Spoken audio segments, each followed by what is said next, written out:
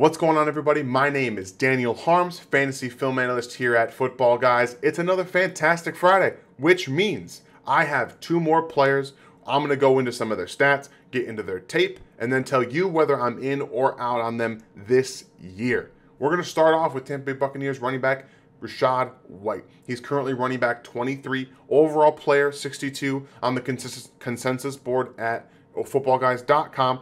And Rachaad White's looking to inherit a huge workload from previous running back room committee leader Leonard Fournette. But the big question here in Tampa Bay is, what's the offense going to look like? Tom Brady drugged them, and I'm emphasizing this, drug them to the 20th overall team in offensive success rate last season. They were first in pace of play and overall top 10 in almost every pace of play metric except for seconds per play in the first half.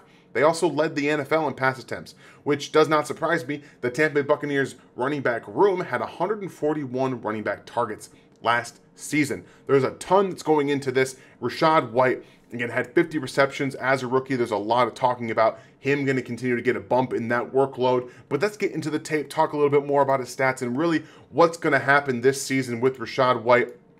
And I love watching him on tape, specifically in the open field, and when he's got to get to the open field. That's the thing. So this first clip we're going to see is some of my hesitation as a runner. He's not the best in terms of vision. He's a very patient runner behind the line of scrimmage. He typically is waiting for his holes to open up, but the Tampa Bay Buccaneers here are just going to run an inside zone play. They're going to bring Chris Godwin into the backfield. They're going to use him as an outlet receiver out to the right here. And this, like I said, is going to be an inside zone play. And the way we know it's inside zone is we watch the shoulder pads of the running back. They're going to stay closer to the line of scrimmage. They're not going to turn perpendicular to the offensive line. So that does indicate inside zone here. And Rachaad White's going to miss this gap, all right?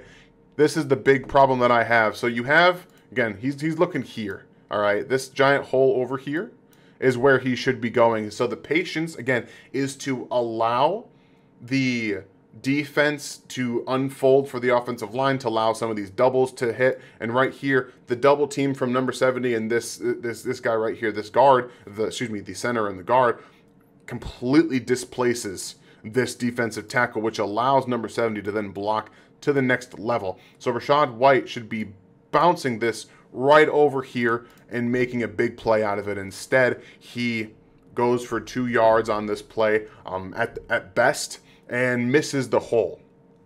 And when we look at his numbers on a lot of these things in terms of a rusher, last year he was tied for 50th in missed tackles forced on rushes with 14, 58th in yards after contact per attempt at 2.33, just in front of Leonard Fournette, and tied for 50th in runs of 10-plus yards. And that's one of those areas where he could have gotten a 10-plus yard run and didn't turn into a 10-yard run. So got to look at him as a runner before we talk about him as a receiver, because we know he's going to be utilized in the pass game. With those 50 receptions last year, he's a much better player in space. And the reason I know that is not only because of his utilization as a pass catcher, the guy's making some guys miss.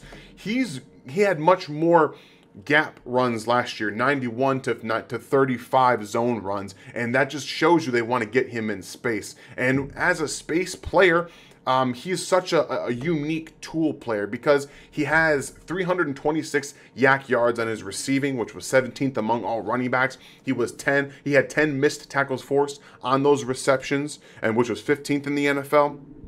So he's got a lot going for him in the sense that as a receiver in space, he can make guys miss. He can get extra yards after the catch here. Does a good job of putting his foot in the dirt, getting upfield. But the two areas of concern for me when I watch him on tape are, as a runner, the contact balance is not there, which also translates to pass catching when you get hit. I said when he was coming out as a prospect, he doesn't play as big as he is. He's like over 6 foot, over 200 plus pounds, and he falls down here off of this this split back zone. They're going to overload the right hand side of the offensive line and actually bring Chris Godwin in motion to attach him to the line of scrimmage. So you have 2 tight ends over here. You bring in Chris Godwin. who's going to actually just bring across the offensive line for that split action zone motion. They're going to leave number 30 unattended, which is allowing for Chris Godwin to get over there and block him. Everyone else is blocking down. 10's actually going to make it easier for both tight ends to block down. So just everyone's taking a step to their right, allowing Rachaad White to get into the open field, really, and make this happen. And he's unable to generate a bigger play out of this. So there are some questions with him as a runner. I think that at the end of the day, he's going to still be utilized enough in the passing game to get up to being a very useful back. I just think he's being drafted at his ceiling. And running back 23 for me is kind of his ceiling. I don't know if he's going to get any further than a fringe RB2 kind of player. So I'm out on Rachaad White. I'm not sold that he can get up higher than that. I would be much more comfortable drafting him later or just drafting the players around him like the wide receivers. I believe Brandon Ayuk was going around there. There's a couple other players, quarterback time, tight ends, things like that. I just don't know if Rachaad White has the upside to be drafted there at running back 23. So again, I'm out on Rachaad White. And now for my next player, Aaron Jones, Green Bay Packers running back. He's currently RB16, overall player 42 on the consensus board over at Football Guys. And a little bit of information here because these are a lot of fun to look at. Since Matt LaFleur took over as the head coach in Green Bay 2019, the RB2 finish was in the first season. Aaron Jones is RB5, RB11, and then most recently RB7 last year. Never not been a top 12 running back with Matt LaFleur at the helm. And as a receiver, this is the big thing. He was not utilized as a receiver until Matt LaFleur got there. 264 targets in that time, 208 receptions, and again, over the course of the last 4 seasons, he's had 1,000 or more yards in 3 of those 4 years. So a big bump for Aaron Jones in terms of what he's consistently done over the past 4 years.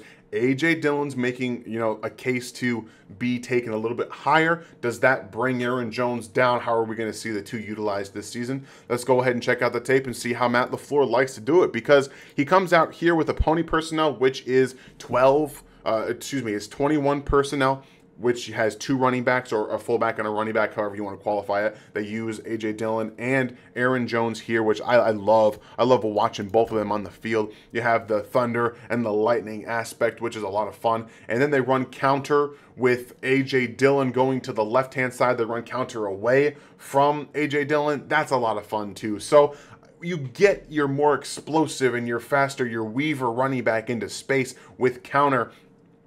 And when you're able to do that, it gets him into space, which allows him to make guys miss tackles, things like that. And speaking of missed tackles, last year, Aaron Jones was 7th in missed tackles for us with 53 of them. He was 15th in yards after contact with 3.26 yards. And he was also tied for 6th in the NFL in 10-plus yard rushes with 31. So I love the intention here. You're going to see getting them, A.J. Dillon out is going to hold some of the defenders here on the backside. And then the counter fake from from Aaron Jones, steps outside, comes back in. You've got pullers now in front.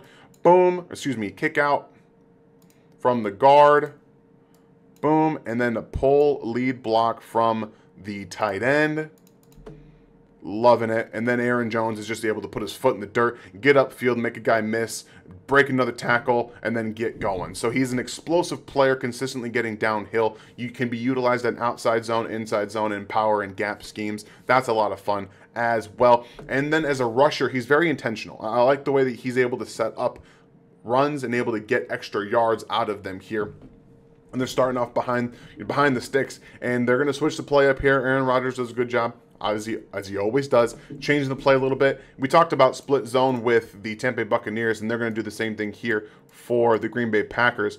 Everyone's blocking down, and you see some double teams form. The tight ends coming across the formation, and Aaron Jones does a nice job of letting him get to his block, setting up the intention of going back to the left-hand side of the offensive line. And what I love about it is that you can see his intention here. Watch number 49 on the defense, this linebacker right here, as Aaron Jones is going to set him up.